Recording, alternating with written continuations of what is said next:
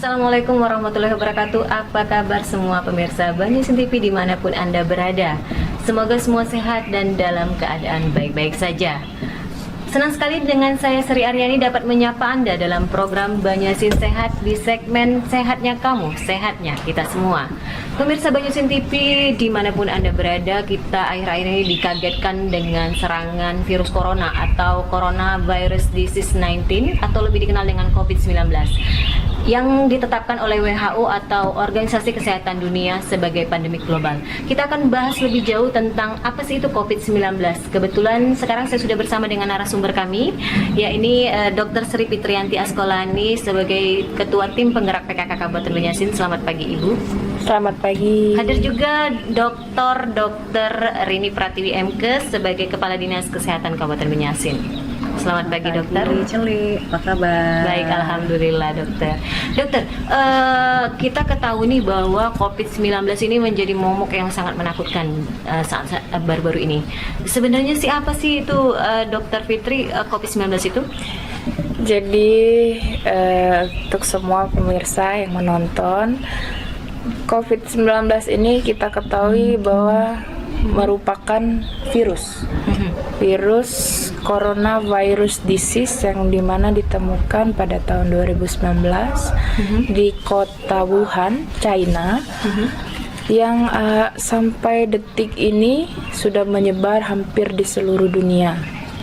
Jadi sudah masuk kriteria pandemik global. Jadi corona ini memang dia virus yang masuk ke dalam saluran pernafasan. Jadi corona ini bukan penyakit, penyakit, tapi dia virus yang menyebabkan pneumonia. Jadi orang taunya corona ini penyakit. Jadi corona ini adalah virus yang menyebabkan orang pneumonia. Kalau bahasa kita tuh paru-paru basah. Oh, jadi tapi dia tidak termasuk dalam kategori paru-paru basah ya, Dok? Dia menyebabkan paru-paru basah. Oh. Tapi di dalam badan kita itu punya namanya self-limiting disease.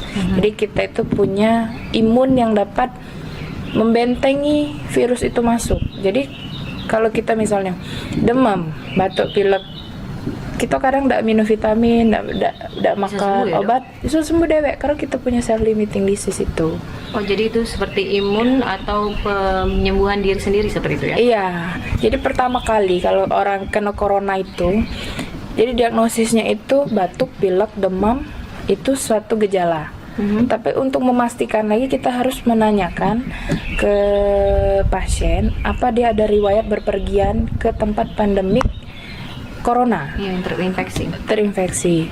Misalnya sekarang mungkin di Jakarta sedang sedang mengalami endemik ini corona.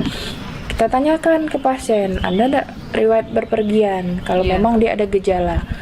Kalau memang dia ada riwayat gejala, kemungkinan kita masukkan ke kriteria PDP gitu. Jadi untuk mengetahui saja virus corona ini dia saat menginfeksi, saat misalnya kita berpergian tidak sengaja kontak dengan pasien dengan corona, kontak kan kita melalui tangan, kita tidak cuci tangan misalnya, langsung kita ucek-ucek hidung, atau kita makan, kita lupa makan kerupuk misalnya, kita lupa cuci tangan kan kadang langsung ya? Iya langsung kan? Tanpa sadar masuk. Terus virus ini dia masuk, tapi dalam jangka waktu 5 hari biasanya dia tanpa gejala. Tanpa gejala. Lewat dari 5 hari, baru dia akan demam. Jadi selama 5 hari itu, pas hari kelima dia di dalam tenggorokan, pasien biasanya merasakan gatal di tenggorokannya. Dari gatal, mulai hari ke-6 batuk. Terus biasanya demam pun itu di sekitar 5-6 di hari ke-6. Jadi biasa kalau sudah lewat hari ke-10 itu biasanya pasien sudah dinyatakan negatif saat pemeriksaan. Jadi yang yang positif sekarang itu mereka memang benar-benar baru terpapar sama dengan namanya corona ini. Berarti gejala awalnya itu kalau bisa dilihat dengan kasat mata apa dok sebenarnya? Gejala awalnya yang pasti kalau untuk awal dia dari mulai kena corona, masuknya virus itu dia tidak ada gejala. Tapi kita harus tahu dia ini sudah ada kontak langsung belum sama pasien dengan memiliki riwayat terinfeksi. Ya, betul. Nah, terus dari sana kita lihat lagi, biasanya gejala tidak akan muncul setelah 4-5 hari tergantung sistem imun masing-masing. Kalau memang dia sistem imunnya kuat, biasanya insya Allah tanpa tidak ada yang gejala. Nah, terus kalau memang sistem imunnya turun, bisa 3 hari, 4 hari, 5 hari dia sudah ada gejala batuk, pilek, demam segala macam itu. Terus kenapa dia bisa menyebabkan paru-paru basah? Karena saat dia sudah menginfeksi di tenggorokan, dia akan turun ke dalam saluran pernafasan. Apa namanya, kita istilah kedokteran itu alveolus. Jadi di dalam alveolus itulah dia menginfeksi di sana, yang menyebabkan dia membuat rongga-rongga kecil di situ, telah membuatkan paru-paru basah itu pneumonia. Jadi pasien biasanya mulai sesak nafas, terus timbul demam karena dia sudah menginfeksi di bagian dalam di paru-paru itu. Kita ketahui bahwa COVID-19 ini penularannya begitu cepat. Bagaimana sih sebenarnya proses penularan dari satu ke satu penderita yang lain itu bagaimana dok? Bisa digambarkan sedikit? Kalau dari satu itulah pentingnya kita sekarang sedang gencar-gencarnya untuk social distancing, kayak gitu. Karena memang penyebarannya itu ketika seseorang terkena virus, dia mengeluarkan, kalau batuk kan mengeluarkan droplet otomatis kan, air liur. Nah, air liur itu dia akan terbang, itu naik. Jadi dalam jangka misalnya kita 1 meter atau sebelahan, itu akan terpapar juga yang di sebelah. Jadi dia itu akan memaparkan dalam jarak 1-2 meter. Oh gitu. Makanya kita perlu untuk menjaga social distancing atau sekarang kita kenal juga sekarang physical distancing. Jadi bagaimana kita untuk jangan sampai bersentuhan secara langsung, bersentuhan fisik. Jadi pentingnya untuk jaga jarak karena virus ini dia ketika keluar otomatis yang di sebelahnya juga akan terkena virus. Oke, mungkin kita ke dokter ini juga ya. Dokter, ini bisa disebutkan rekomendasi standar pencegahan penyebaran virus ini bagaimana sih? Jadi tadi yang diceritakan sama Dokter Fitri bahwa sebetulnya ada yang kita kenal dengan masa inkubasi nih. Masa inkubasi itu adalah virusnya udah di dalam tubuh, dalam tubuh, tapi belum menimbulkan gejala. Nah, kemudian nanti pada waktu hari ke-6, tadi kan sampai hari ke-5, hari ke-6 baru muncul gejala. Itulah yang kita maksudkan bahwa harus ada karantina selama 14 hari. Yang dikenal dengan isolasi ya dok? Ya, isolasi mandiri. Ya. Jadi pencegahan yang paling utama adalah betul tadi isolasi mandiri itu. Isolasi mandiri kalau di dalam tubuh kita udah ada virusnya, jadi sudah ada tapi belum ataupun sudah ada gejala batuk misalnya dan seterusnya, maka isolasi mandiri adalah yang paling tepat. Yang bersangkutan harus istirahat di rumah, memulihkan keadaan kesehatannya dan mengurangi sosialisasi sama orang-orang ramai, berinteraksi sama orang ramai itu. Kemudian jaga jarak. Tapi kalau dia batuk, menggunakan penutup masker misalnya, pakai tisu misalnya, atau seperti ini. Menggunakan tangan untuk menutup yang supaya dahaknya itu tidak keluar. Nah, itu. Yang paling penting salah satunya adalah menjaga kesehatan, makan yang cukup, istirahat yang cukup, terus minum vitamin, makan sayur buah. Kalau sudah istirahat di rumah, makan yang cukup, terus istirahat yang cukup, besok-besok keluar jadi gede tuh. Ya, ini menarik sekali dokter. Iya. Tadi kan dokter Fitri bilang bahwa kita harus adanya social distancing, Oke. dan juga dokter bilang bahwa kita harus makan makanan sehat seperti buah dan sayur. Tetapi bagaimana kalau ketika kita sudah isolasi di rumah? Sekarang kan kita ketahui bahwa dari pemerintah pusat menyatakan bahwa kita lebih banyak berdiam diri di rumah. Bagaimana untuk mendapatkan seperti buah dan sayur, Makanan, mak-mak ya. contohnya ya, Ya, misalnya ya. ke pasar begitu. Sedangkan kita harus menghindari kerumunan seperti minimarket, pasar, itu bagaimana dok? Iya, jadi di awal yang paling booming itu memang social distancing. Maksudnya awalnya adalah untuk menghindari keramaian. Tapi sekarang tadi yang disampaikan Dokter Fitri juga sekarang udah dikenal dengan physical distancing. Ya. Kita harus menjaga jarak 1-2 meter karena perkiraan, karena menurut hasil penelitian bahwa apa nih namanya dahak yang keluar dari mulut yang Yang batuk disebut itu droplet. kira-kira 1-2 meter. Jadi gimana nih kalau ibu-ibu, mama mau ke pasar, kan lapar tuh. Iya. Kalau nggak ke pasar dapat dari mana makanannya? Iya, betul. Nah, yang paling penting adalah jaga jarak, physical distancing. Siapapun yang mau ke pasar, asal kita berusaha untuk mengatur jarak kita. Supaya tadi tidak tertular. Satu yang pertama, Ya. ya tapi memang cukup sulit karena namanya pasar, nggak mungkin ya. Nah, kemudian yang kedua adalah hati-hati pada waktu transaksi. Biasanya tuh dari kita membayar ke penjual ataupun sebaliknya, itu juga bisa menjadi sumber penularan. Jadi setelah kembali dari pasar, sebaiknya adalah melakukan Cuci tangan. Jadi itu. Jadi boleh aja ke pasar, nggak masalah. Kita ketahui dok katanya dari uang, apakah itu bisa menularkan dokter? Dari uang?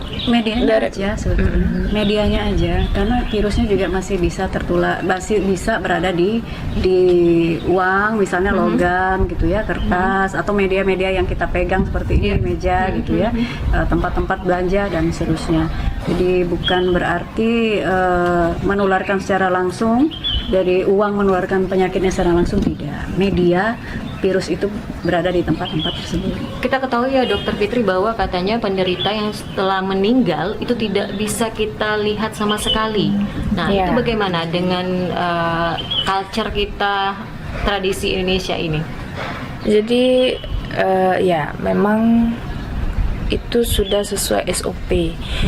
Dari mulai dia terdiagnosis positif corona, tidak akan diisolasi tanpa penjengukan dari keluarga, dari Sama sekali orang-orang tidak terdekat. boleh ya, Tidak Dok? boleh. Terus dan untuk dari mulai diisolasi sampai dia sehat, itu tidak ada yang boleh sama sekali untuk menjenguk. Apabila dia dinyatakan prognosis buruk atau pasien akan meninggal, itu pun sudah ada SOP-nya. Jadi bagaimana pengkafanannya sampai dengan penguburan. Jadi memang itu sudah standar SOP karena kita mencegah untuk penularan, penularan yang lebih lagi, karena otomatis kalau misalnya meninggal keluarga kumpul. Jadi benar-benar tidak boleh dijenguk atau tidak boleh kita ikut pemakaman, sama sekali tidak boleh. Tidak boleh. Karena memang sudah standar SOP, karena kita mencegah untuk penularan yang lebih massal lagi. Oke, seperti itu. Menariknya lagi dokter, bagaimana hubungannya dengan program PKK? Seperti kita ketahui bahwa dokter Fitri ini adalah tim penggerak PKK Kabupaten Banjarmasin. Dari PKK itu sendiri bagaimana pensosialisasinya kepada emak-emak nih khususnya di Kabupaten Banjarmasin? Jadi baik Celi, kemarin alhamdulillah kita sudah membentuk gugus tugas corona yang di dalamnya ada ketua tim penggerak PKK sebagai pengarah. Jadi kemarin juga sudah saya himbau kepada seluruh ketua PKK kecamatan dan seluruh pengurus PKK kecamatan untuk rapat dan menyiapkan program-program khusus dalam pencegahan corona ini. Jadi saya minta untuk seluruh pengurus PKK untuk aktif dalam mensosialisasikan apa itu corona, terus bagaimana pencegahannya, kemudian juga nanti kita akan menyiapkan hand sanitizer, hand sanitizer buatan. Itu dibikin sendiri, Dok? Ya, dibuat sendiri. Sekarang sedang on proses. Wah, dan oke. akan segera kami bagikan untuk masyarakat Kabupaten Banjarmasin. Terus kita juga alhamdulillah ada program menanam sayur di pekarangan rumah. Jadi untuk ibu-ibu, untuk emak-emak yang di dusun-dusun, Di desa-desa. yang di desa-desa yang males nak ke pasar, Iya. itu kan dari program penanaman sayur itu bisa dimanfaatkan. Betul. Ini Jadi, Mama apa? nggak perlu ke pasar. Nggak perlu ke sebenarnya. pasar. Dari dia nanam itu ya sudah kan seger tuh, apa yang tidak dipupuk segala macam, itu kan Iya, tanpa pestisida, gitu kan. zat berbahaya lainnya. Mm-mm. Jadi untuk dari PKK berarti akan ada pembagian hand sanitizer secara gratis. Gratis. Ya, Dok. Bagaimana kalau dari Dinkes, Dinas Kesehatan Kabupaten Banjarmasin, apakah akan ada pemberian masker atau apa, gimana, Dok?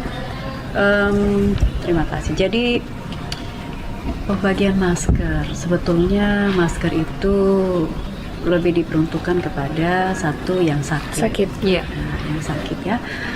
Maksudnya tujuannya adalah supaya pada waktu batuk misalnya, pilek misalnya, dahaknya, bibirnya itu tidak keluar. Tapi sekarang begini, Dok, sekarang kita ketahui bahwa untuk mendapatkan masker susah. Saya dengar baru-baru ini bahwa untuk mendapatkan di apotek satu kotak itu sampai 350.000 loh. Iya. Nah, jadi kayaknya masyarakat salah kaprah ini ya. Iya, Ya, Dok, jadi- itu bagaimana, Dok? Tadi saya teruskan. Iya. Kemudian yang kedua adalah yang paling penting atau yang paling membutuhkan masker adalah petugas kesehatan. Ya. Karena mereka yang berhadapan langsung dengan yang pasien-pasien yang sakit. Sehingga kalau kita harus membagikan misalnya masker secara massal, masker yang ada di dinas kesehatan itu kurang tepat. Kalau misalnya Bapak Ibu ada yang mau nih, mak-mak yang bikin sendiri masker untuk keperluan sendiri, silahkan aja.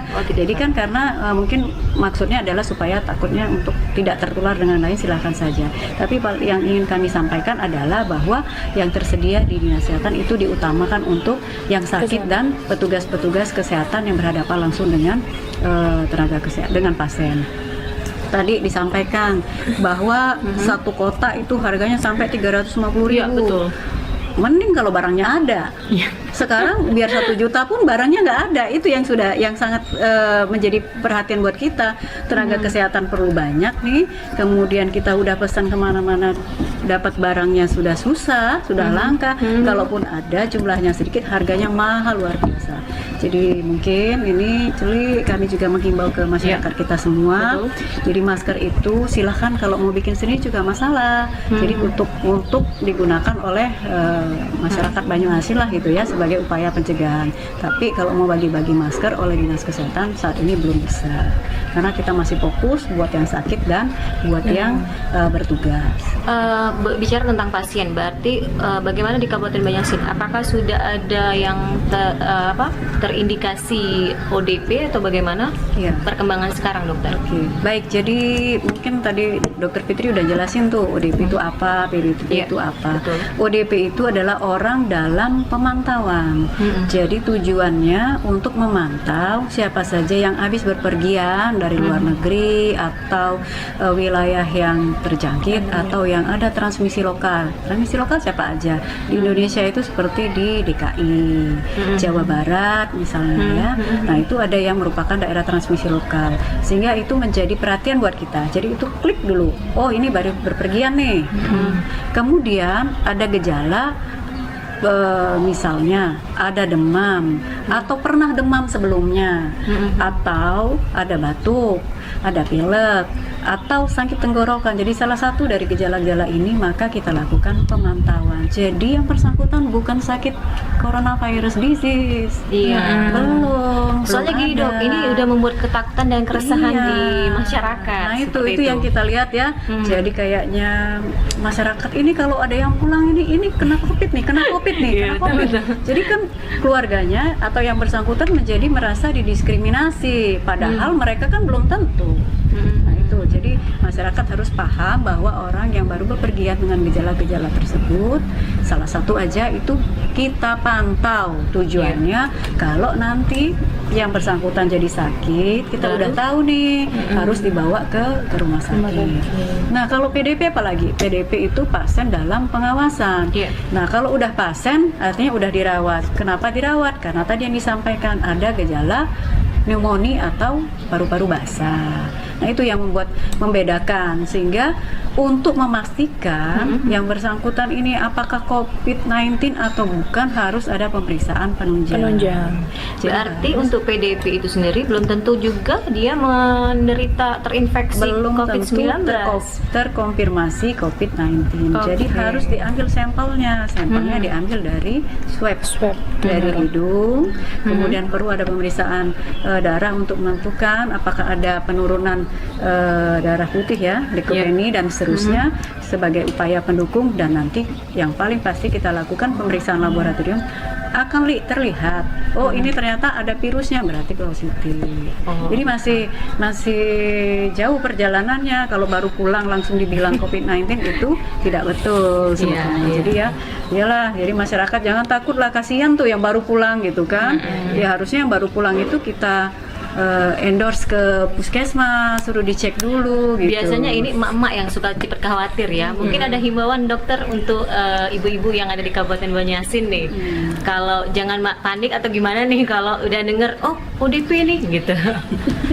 Boleh aja ya. Jadi buat emak-emak ya, emak-emak siapa lagi ya, semuanya deh, gak cuma emak-emak, bahwa kalau ada di sekitar tetangga atau siapa saja yang baru pulang dari bepergian negara luar atau tempat-tempat yang terjangkit tadi, ajaklah mereka sebetulnya ya untuk ke puskesmas atau rumah sakit dilakukan pemeriksaan. Jadi jangan dikucilkan. Mereka itu belum tentu COVID-19, belum tentu COVID-19, belum tentu corona gitu. Jadi kita ajak mereka, kemudian sampaikan dengan petugas bahwa ini dengan riwayat tersebut, kalau memang harus dipantau selama 14 hari, kalau harus diisolasi, kita juga harus mendukung sebagai tetangga dan masyarakat. Jadi nggak boleh ada diskriminasi, kasihan. Jadi orangnya nggak boleh kemana-mana. Terus kalau nggak bisa beli makanan nanti sakitnya lebih parah tuh. Padahal belum tentu ya. Iya. Bagaimana dengan Dokter Fitri? Himbauannya kepada tim penggerak PKK Kabupaten Banjarmasin dari kabupaten sampai ke desa mungkin. Untuk seluruh masyarakat Kabupaten Banjarmasin, dalam pencegahan corona ini yang terpenting itu harus tetap tenang.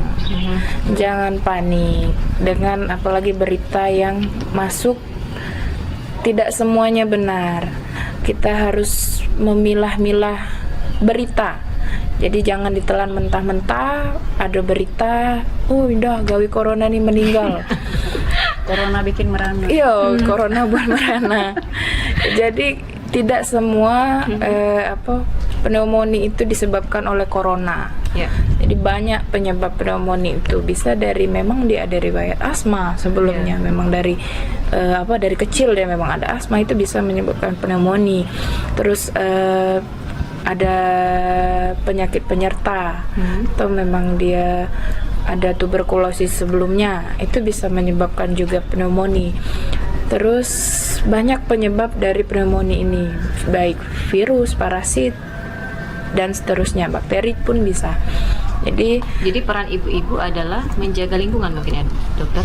Peran ibu-ibu itu, kalau ibu-ibu nih melok panik, yang bapak-bapak nih melok panik juga biasanya. Jadi betul. Jangan panik, jaga kesehatan, terutama untuk kan kalau ibu-ibu kan kalau nak beli sayur, nak segala macam itu kan ngerumpi tuh. Nah, jadi kasih tahu untuk menjaga kesehatan. Kalau habis aktivitas atau sebelum aktivitas itu penting untuk mencuci tangan. Mencuci tangan itu penting nian, jangan cuma nak makan baik, tapi sesudah aktivitas atau misalnya di dapur belanja itu harus cuci tangan. Terus misalnya emak-emak kan di dusun kan, bapak-bapak juga kan banyak yang petani. Jadi ada beberapa pertanyaan kemarin yang ngomong, "Cak mano kami ini di rumah bae, gawe corona ini tidak boleh keluar." Iya, betul. Jadi kan di Banyuasin ini kan kita memang pendapatannya dari pertanian. Jadi kalau memang masih di dalam daerah, begawainya masih di dalam daerah Banyuasin, itu tetaplah begawe, tidak apa-apa. Nak ke kebun, nak ke sawah, silahkan. Yang tidak boleh itu datang ke kota atau ke luar negeri yang terkena pandemi corona ini. Iya, yang itu yang terpenting. Bukan tidak boleh keluar rumah sama sekali. Iya, jadi itu salah. Terus yang paling penting juga untuk menjaga pola makan, menjaga kesehatan baik dari pola makan, minum vitamin. Kalau memang ngerasa badan meriang-meriang, silahkan minum vitamin. Terus kalau memang ada gejala batuk, pilek, demam, itu bisa mengunjungi fasilitas kesehatan terdekat, puskesmas, ada poskesdes, silakan ke poskesdes. Kalau ada bidan, perawat dan segalanya di tenaga medis, pokoknya di daerahnya itu untuk dihubungi. Terus ya itu untuk sementara kita menjaga social distancing itu, physical distancing khususnya untuk pokoknya terus menjaga jarak, tapi bukan menjaga interaksi sosial. Silakan nak ngobrol dengan siapa silahkan. Jadi tapi beda ya interaksi sosial sama physical distancing tadi itu lain. Jadi bukan berarti tidak boleh bersosialisasi nih, tidak boleh ngobrol cak kita ini kan tidak boleh. Jadi wong tuh sampai video call segala macam itu kalau memang dari luar negeri ke kita ya oke lah kita video call. Teleworking ya. Nah, Lasaro pulo gitu mencak itu. Jadi pokoknya sekarang jangan panik, harus tenang, tetap waspada. Semoga kita semua terhindar namanya corona ini. Pertanyaan terakhir menarik nih buat Pak Dokter ini sebagai Kepala Dinas Kesehatan Kabupaten Banjarmasin, apa saja yang telah dilakukan oleh Dinas Kesehatan Kabupaten Banjarmasin dalam pencegahan atau memutus rantai COVID-19 di Kabupaten Banjarmasin? Iya, jadi kebetulan Dinas Kesehatan juga masuk dalam gugus tugas percepatan penanganan COVID-19. Sebetulnya tidak hanya Dinas Kesehatan ya, karena kita udah gugus tugas nih, semua lintas sektoral udah bergabung nih, Bu PKK bukan main ya. Videonya udah di mana-mana nih, jangan lupa subscribe ya. Nah, kalau kita spesifik ke Dinas Kesehatan deh. Di Dinas Kesehatan tentu aja bidang kesehatan. Yang pertama dan sekira didukung juga oleh lintas sektoral. Yang pertama kami sudah mensosialisasikan apa itu sebetulnya coronavirus 19 itu. Jadi sosialisasinya kalau lihat di media sosial, lihat di di Facebook lah kira-kira ya, dan seterusnya itu udah banyak sekali. Dan kebetulan Kabupaten Banyuasin ini punya suatu inovasi yang digagas oleh Pak Bupati, satu desa satu dokter atau yang kita kenal dokter masuk desa. Itu udah dari awal tahun kita udah sosialisasikan tentang COVID-19 ini. Ada dokter masuk desa ya. Itu yang pertama. Yang kedua, tentu saja upaya kami adalah mempersiapkan fasilitas kesehatan yang ada, baik puskesmas maupun rumah sakit yang merupakan jejaring kita di dalam wilayah Kabupaten Banyuasin, kesiapan untuk menerima atau melakukan pemeriksaan pasien ataupun merawat pasien jika memang nantinya didapatkan pasien dengan pengawasan COVID-19. Selanjutnya kita juga melakukan salah satunya ini talk show nih, ya. Banyuasin TV kita kan ya. Nah, jadi ini salah satunya upaya kita untuk menyampaikan informasi kepada masyarakat. Dan ada penyemprotan desinfektan, tapi tidak hanya Dinas Kesehatan, semuanya udah melakukan bergerak cepat. Kominfo juga udah bantu kita dalam mensiarkan semua apa yang sudah dikerjakan oleh Dinas Kesehatan dan kawan-kawan. Yang barangkali pada kesempatan ini kami menyampaikan juga kepada tenaga kesehatan yang ada di seluruh wilayah Kabupaten Banyuasin, rasa hormat dan salut saya kepada semua tenaga kesehatan yang sudah berjuang, bersiap untuk melakukan pelayanan kepada seluruh masyarakat meskipun alat pelindung diri kita masih terbatas. Salut buat semuanya. Terima kasih Ibu dan Dokter Fitri atas informasi dan waktunya, sangat bermanfaat bagi kita pemirsa Banyasin TV. Bagi Anda yang punya kritik dan saran bisa kirim ke nomor telepon 0813 67008599 atau follow Instagram kita Pemkab Banyuasin atau Twitter kita @pemkabbanyasin serta Facebook Banyasin Smart City. Nah, bagi Anda yang ingin bertanya tentang virus corona atau COVID-19 bisa menghubungi call center COVID-19 yang dibawa langsung oleh Dinkes Kabupaten Banyasin di nomor 082180570004 atau di 085267655750. Dan jangan lupa untuk subscribe dan like channel YouTube Fitri Askolani, di mana kalian dapat melihat informasi tentang video pencegahan corona atau COVID-19. Saya Sri Aryani dan kru Banyasin TV yang bertugas mohon pamit dan terima kasih. Kita akan bertemu kembali di program Banyasin Sehat berikutnya. Salam Banyasin Sehat. Wassalamualaikum warahmatullahi wabarakatuh. Terima kasih Ibu. Iya.